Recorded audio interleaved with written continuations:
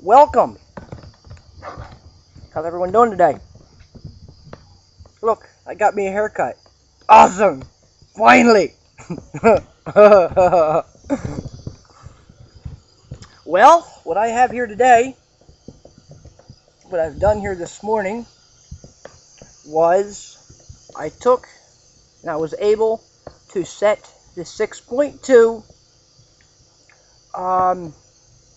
diesel into the 74 Chevrolet. The 6.2 officially has its new home.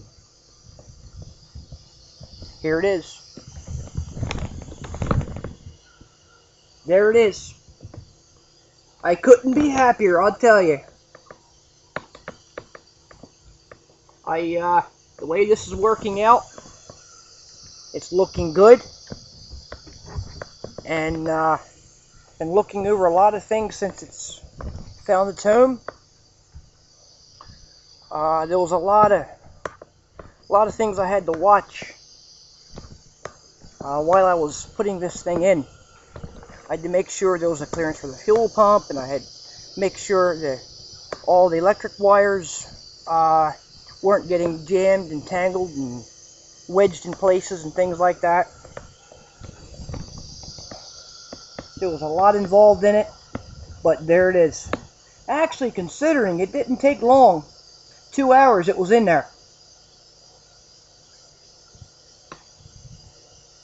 I pulled out the block heater because all of a sudden it started to leak.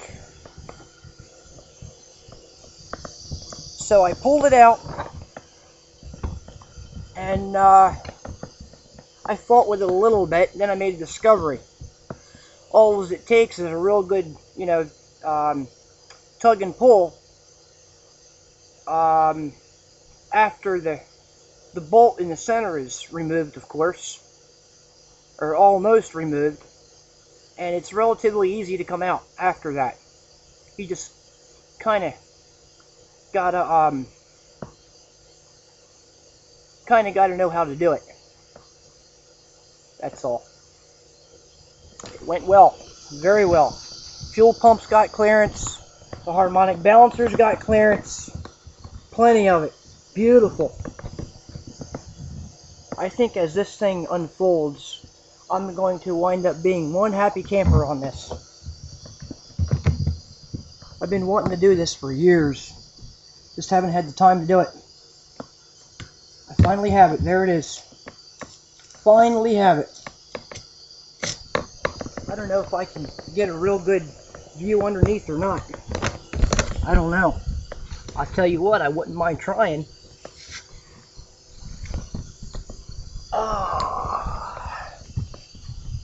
Yeah, there it is.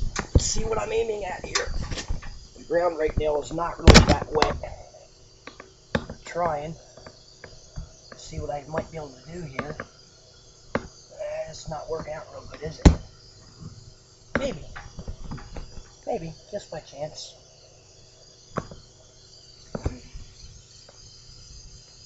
I love it. One thing I did have to do was the motor mounts. When I changed them, I discovered by making some measurements and comparisons of the other engine and this one here, stuff like that.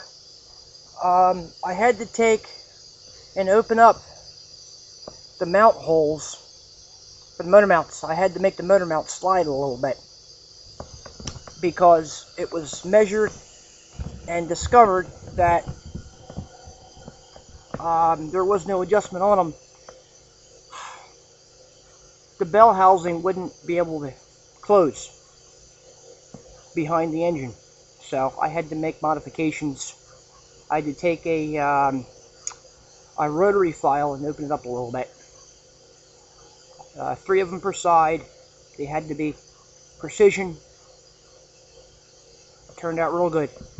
Turned out really good. This engine here measured out to be lengthwise just a shade smaller than the one that came out of it. But the motor mounts are, the mount points are a lot farther forward than the other one. That's when I discovered the problem. That's got me off on a day, but hey, it's in there. Okay, I've got 2 bolts in the bell housing. I've got the motor mount set. What am I aiming at here? There we are. I don't know if you can see it. Yeah, there we go. Perfect, perfect, perfect. All I got to do now is the electrics. The electrics, the oil lines, the radiator. That won't be too bad, I don't think. I got to get a hold of 2 studs, exhaust manifold studs, which I have to find out where to get them. I went to places like Advanced and Pep Boys and things like that.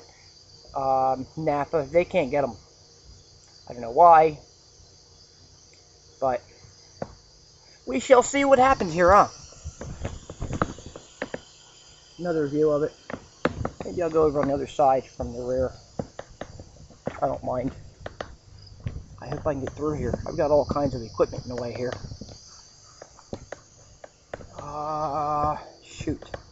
Gotta climb over something. Here we go.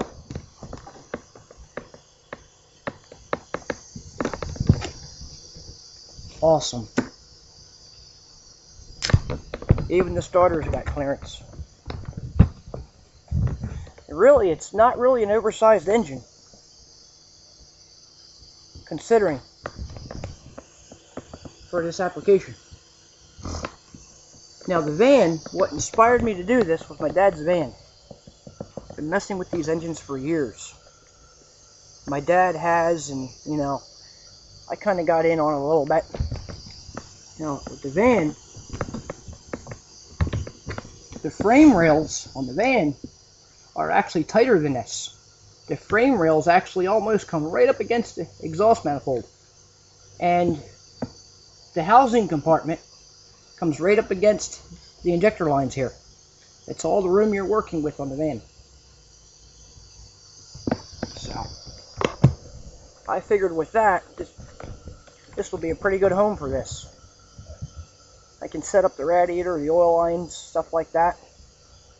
And, I can really get to test run it, you know, once I can keep it cool. As to running it on the ground and, you know, just a few minutes here and there. I think it's going to work real good. Really good. So, it's getting ready to rain again. If you look behind me, you can see it looks like clouds are getting pretty thick and dark. So, I think it's time I throw the tarp over this thing. To be honest with you, just about call it a day. I put in a half a day. It's Saturday, good enough. I'll start on it again probably Sunday night, late Sunday night or something. I'm off Monday, so that'll be perfect. Work on it a little bit later Sunday and Monday afternoon for a while. Who knows what I'll be able to accomplish. The cab is still sitting right where I left it last. I didn't get into that too much last time. I meant to.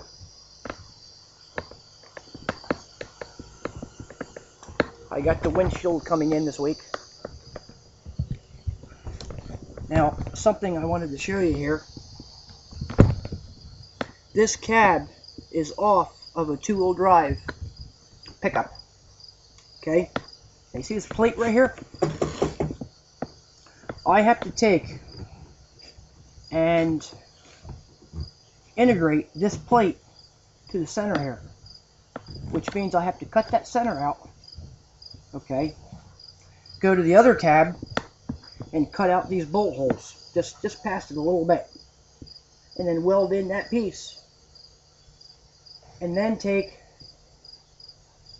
weld that in over there in the middle here, put this over it so I can bolt this down. See?